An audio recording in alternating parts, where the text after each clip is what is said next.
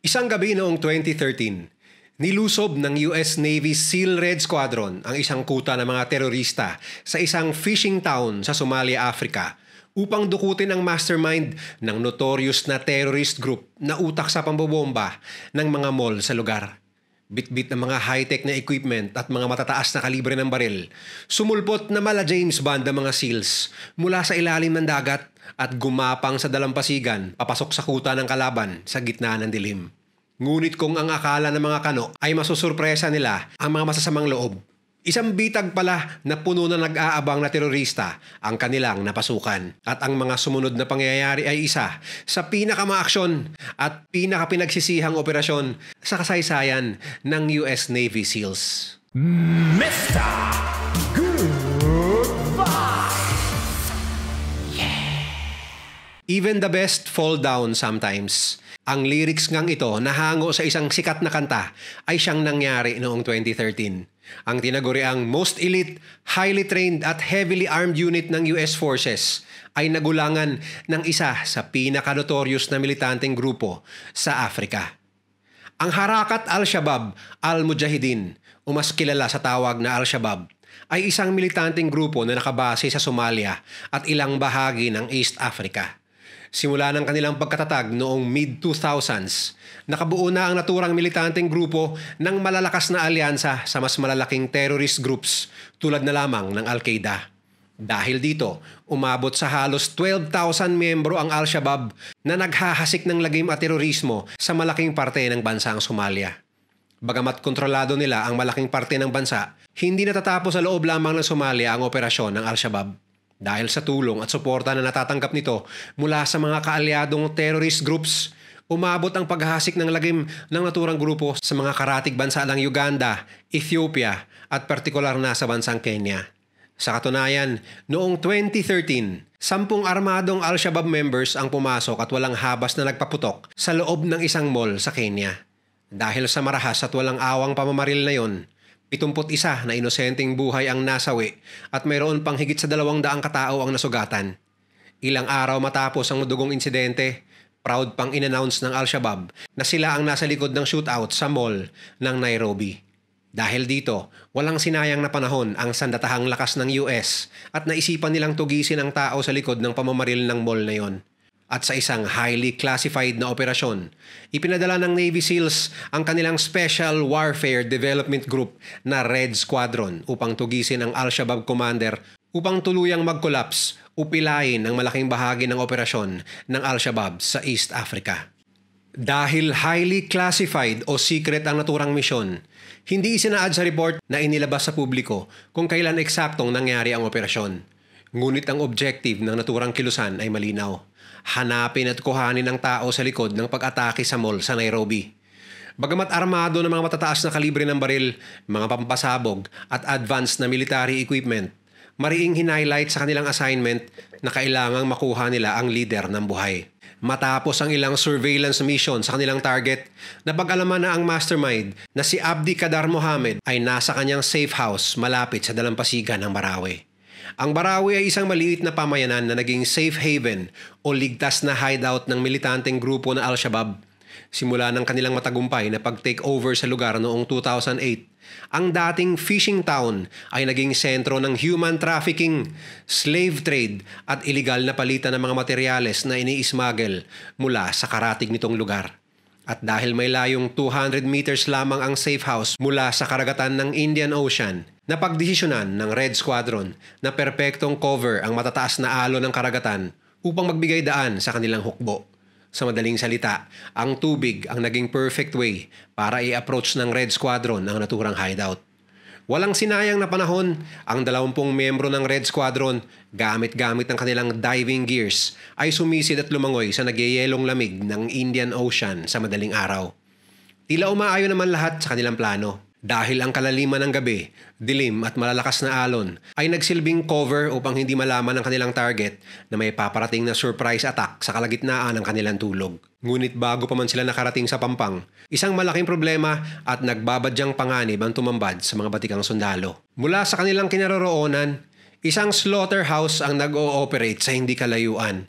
Dahil sa ilang taong pagtatapon ng kanilang waste material sa dagat, tulad ng dugo, lamang loob at iba pa. Samot-saring lamang dagat ang tumatambay doon para magmerienda.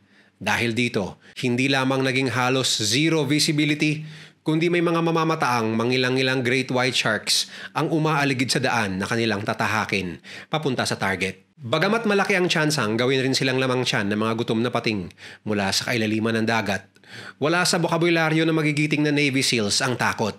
Sa abot ng kanilang makakaya, mabilis na lumangoy yung mga sundalo upang makalayo sa mga pating na maaaring lumapa sa kanila. Sa kabutihang palad, walang ni isa sa kanila ang nagmukhang masarap sa mga yon at ligtas silang nakarating ng Pampang. At sa kanilang pag-ahon, isang malaki at mataas na pader ang tumambad sa kanila na pumapalibot sa safe house ng kanilang target. Bagamat kalagitnaan na madaling araw, isinagawa ang operasyon. Hindi lahat ng 200,000 na residente ng Barawe ay tulog noong mga oras na yon. Sa katunayan, ang isang residente na nagngangalang Abdurrahman Yaro ay tila nakita ang isang abnormal na aktibidad malapit sa Pampang ng mga oras na yon. Nang siya ay tutungo sana papunta sa isang moske, nakarinig siya ng mga kakaibang tunog malapit sa dalampasigan.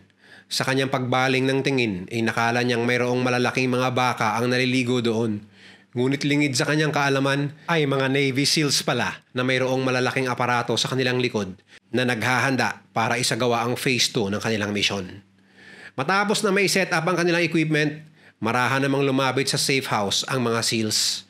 Sa kanilang pag-ikot sa malakastilyong pader, nakakita ng isang gate ang isang Navy SEAL na nagngangalang DJ. Ito ang kaisa-isang entrada na kanilang nakita mula sa pag-scout nila ng naturang lugar. Nang kanilang i-check kung bukas ba ang naturang gate, inutusan ni DJ ang kanyang mga kasamahan na huminto at huwag gumalaw. Nakita ni DJ ang isang manipis na lubid na nakapalibot sa gate at kumukonekta paikot ng building. Ayon sa kanya, isa raw itong early warning device na sinet up ng militanteng grupo upang magbigay signal sa oras na may magtatangkang manloob sa naturang compound. Para hindi maalarma ang mga miyembro ng Al-Shabaab at hindi mawala ang kanilang stealth cover, marahan na inunlock ni DJ ang kaisa-isang gate ng compound. At sa kanilang pagpasok, ang inaakala nilang stealth mission sa isang iglap ay naging isang maaksyong bakbakan sa dami ng putok na umaalingaw-ngaw galing sa rooftop ng naturang gusali. Matapos lamang ang 10 minuto mula sa pag-ahon sa Pampang hanggang pagpasok ng building, ang inaakala ng SEALs na mahimbing at naghihilik sa tulog ng mga Al-Shabaab ay preparado pala sa dapat na surprise attack ng mga SEALs. At sa puntong ito, ang dapat na susurpresa ay nasurpresa. Nagulat ang Navy SEALs sa dami ng balang inispray ng mga kalaban sa kanila. Dahil sa ingay, buhat ng malalakas at sunod-sunod na putukan, ang tahimik sanang madaling araw ng Barawe ay napalitan ng tensyon, takot at kaguluhan. Sa loob naman ng safe house, habang nakahanap ng cover ang mga sundalo, tila pinalilibutan sila ng mga Al-Shabaab members dahil hindi na lamang mula sa rooftop ang mga balang dumadapli sa kanila, kundi mayroon na rin mga shooters na makikita mula sa balconies, kwarto at sa ilan pang palapag sa loob ng gusali. At sa puntong ito, naging malinaw sa Red Squadron na hindi lamang isang safe house ang kanilang pinasok. Talagang pinaghandaan sila ng Al-Shabaab at sila mismo ay tumapak sa patibong na kanilang inilagay. Sa loob ng gusali, walang makikitang bintanang maaaring gawing takasan ng grupo ng mga SEALs. Ang mayroon lamang ay ang mismong gate na kanilang pinasukan. Sa di kalayuan, nakakita ang Red Squadron ng isang pinto na inaakala nilang backdoor ng gusali. Sa puntong ito, iisa ang nasa isip ng mga SEALs. Maaari nilang gamitin ang pintong yon upang lagusan palabas ng death trap na kanilang pinasok.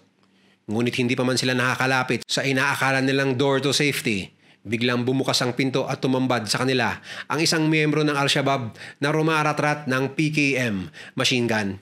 Sa pagbulaga sa kanila ng pagratrat ng heavy machine gun na yon, agad na naghati ang grupo sa dalawa at humanap ng cover sa magkabila.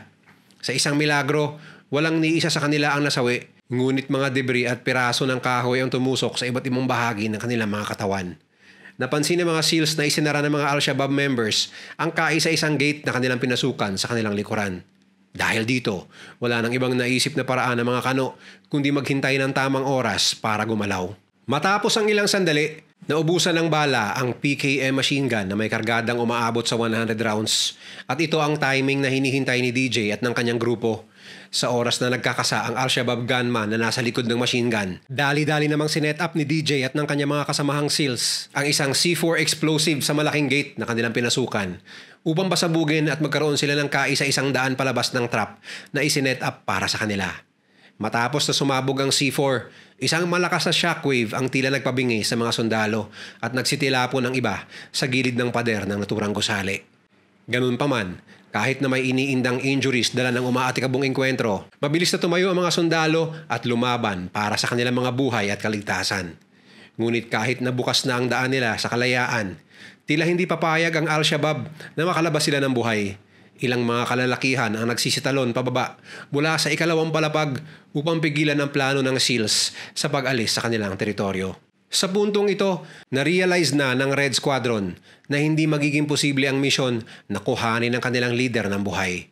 Bukod pa rito, kung gagamit pa sila ng kanilang mga mas malalaki at advanced na kagamitan, tsak na may madadamay na sibilyan sa kanilang pag-atake dahil sa kipot, kabit-kabit at masikip na kabahayan sa Barawe. Kaya napagdesisyonan ng Red Squadron na i-abort ang mission. Ngunit hindi kasing dali ng pagbanggit ng mission abort ang kanilang pag-alis sa naturang lugar. Dahil iisa lamang ang daanan na maaari nilang gamitin, itinutok ng Al-Shabaab gunmen ang kanilang mga baril sa daanang yun. Dahil dito, walang ibang choice ang Red Squadron kundi suungin ang line of fire ng machine guns at isugal ang kanilang buhay para makaalis sa naturang gusali. Sa mga oras na yon, tila sinusubukan ng panahon ng tibay at tikas ng best of the best unit ng Amerika. Dahil nakatanggap sila ng tawag mula sa kanilang radyo na mayroong malalaking grupo ng mga armadong milisya ang papunta sa lokasyon nila upang magbigay tulong sa Al-Shabaab na puksain ang puwersa ng Amerikanong nasa loob mismo ng kanilang bakuran. Unti-unti nang nauubos ang tsansa ng Red Squadron na makatakas ng buhay sa safe house ng kanilang tinutugis na leader ng Al-Shabaab. At dahil panahon na ito ng desperasyon, sabay-sabay nilang pinaputok ang kanilang mga RPGs o rocket-propelled grenades at ibinato ang lahat ng kanilang mga pampasabog sa paligid ng gusaling kanilang kinaroonan. Ang bawat pagsabog ay dumadagundong at yumayanig sa halos kabuuan ng Barawe. Dahilan upang magsitago ang mga sibilyan sa loob ng kanilang mga bahay at akapin ang mga mahal nila sa buhay.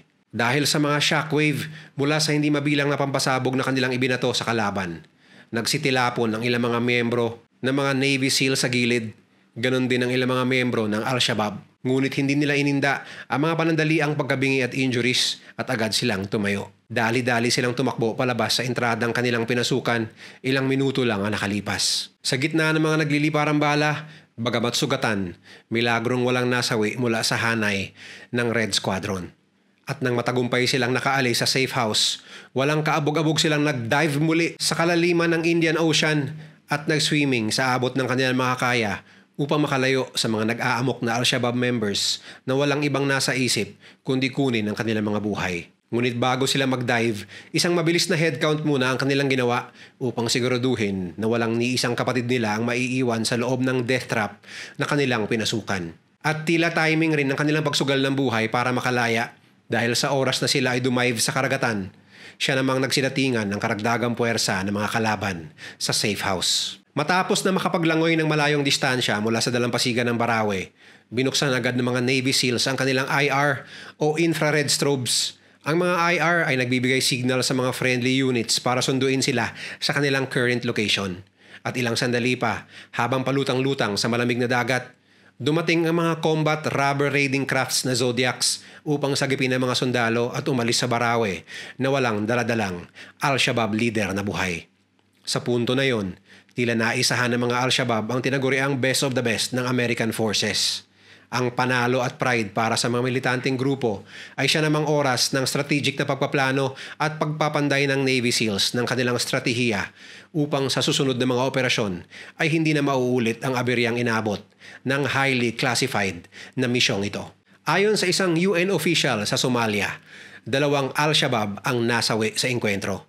Dahil dito, ayon na rin sa naturang report, nag-igting ang presensya ng Al-Shabaab sa mga kalye ng Barawe at mga karatig lugar nito at naglungsad pa nga ng curfew upang lalong palakasin ng kontrol nila sa lugar. Ayon rin sa isang source, pinatugis daw ng leader nila na si Abdiqadar Mohammed ang naging informant ng US military na nagbigay ng eksaktong lokasyon ng safe house na kanyang pinagtataguan.